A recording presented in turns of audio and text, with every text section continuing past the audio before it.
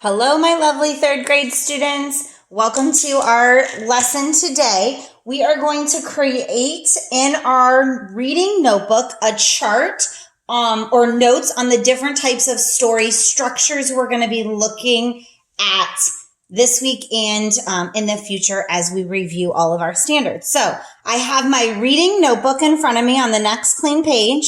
I grabbed some different colored markers or colored pencils just because I want to make it stand out on my paper, and a pencil. So I'm going to use a darker colored marker just so that you're able to see it in my notes, but using a pencil. So at the top here, I want you to write the word text structures. Text structures. So this is, what is the story made of? What is the components of the story? I want you to make 2 columns. So I'm going to come down my paper like this. So now, or 2 lines. So I now have 3 columns. So I have 1, 2, 3 columns. And then we're going to break this into 5 components across. So I'm going to make 4 kind of sets of horizontal lines to make this into 5 sections. So 1, 2, 3, 4, 5, and 3 across, or 15 squares. All right, the first text structure we're going to talk about is description. So we're going to write on the left side the word description. And description, we would ask ourselves, is this describing something? So description would be describing. It's a pink ball. It's bounces up and down. You play with it on a court. Description. Okay, it might be talking about what does it look like. It might be using sounds, feels like. So what does it look like? We use a graphic organizer like this, which is like a web. So we would put the item in the middle, and then off from that, we would write the components of it. So we might say, apple, and it would be red, round, shiny, crunchy on the outside, soft on the inside, has a stem with a green leaf. The words that might appear in a text that would tell me its description would be where it says, for instance, the food is an apple. For instance, it's red and round. It might use the words, for example, or it might even have some of the words like another. So it's describing what something is. We're going to, again, look at all these this week more in detail, but we want to start getting this in our notebook so we understand them. The next type of text structure we're going to talk about is sequence. You should have heard that word before. And we ask ourselves, is this telling me the order, there's the key here, the order of events? So we ask ourselves, is this telling me the order of events?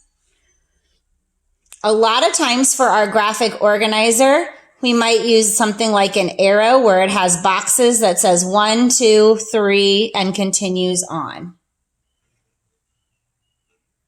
Okay, so sequence is the order of events. Some of the things that we might notice is 1, they might give us dates in order.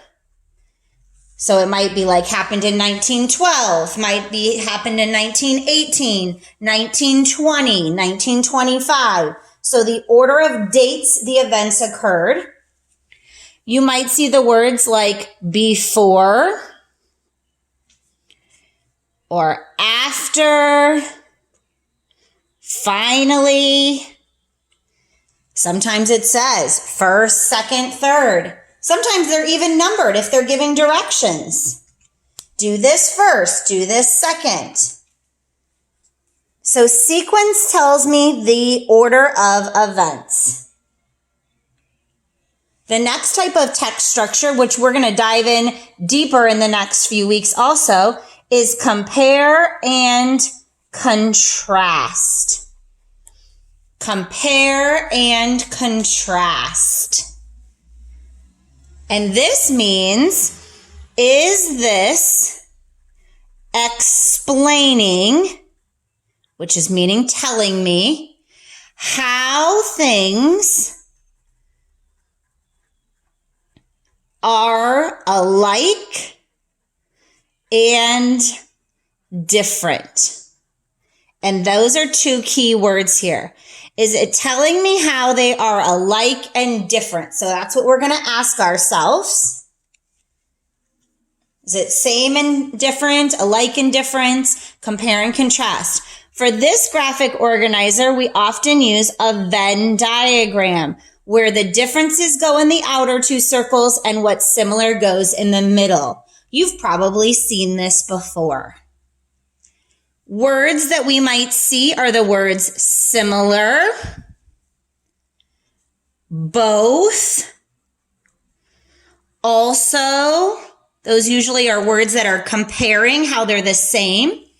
For the other ones, you might see the word different.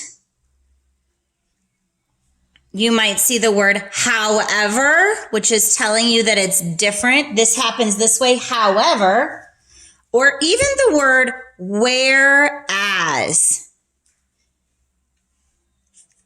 So we might say, amphibians live in the water and on land, whereas reptiles only live on land. That's telling me how they are different. Okay. The next text structure we've talked about is problem, and I bet you're saying it, solution. What's the problem in the story and how is it solved?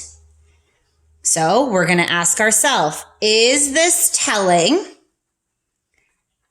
how a problem is solved? Does it come up with a solution, an answer? This is what the character is having a hard time with. What did they do to solve their problem? Oftentimes we say there's a question or a situation that turns into a light bulb aha moment where they're happily ever after. Some of the clue words you might see in a text, it might say the word problem. Oops, I'm sorry. Let me slide that over. It might say the word solution. It might say this is what they did to solve it, or use the word dilemma. You're going to feel that tension in the story usually. That's a feeling word, it's not going to say that. So you're going to just feel that tension of something's happening. They're butting heads, they're not getting along, or something occurred. All right, we're also going to look at cause and effect.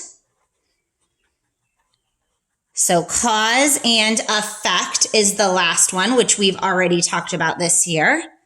And we're going to ask ourselves, is this explaining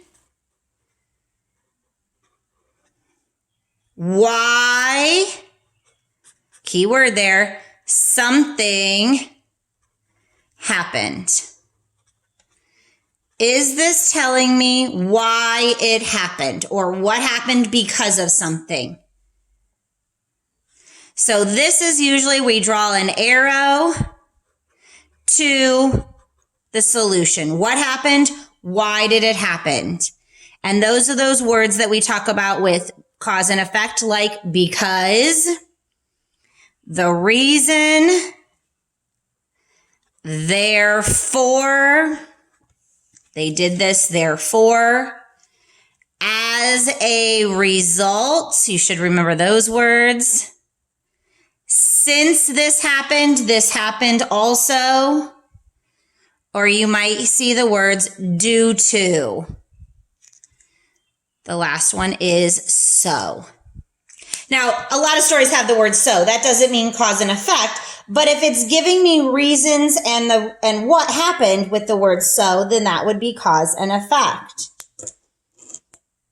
Now, I do want you to add one more little part at the bottom. If you don't have room, you can go on to the next page.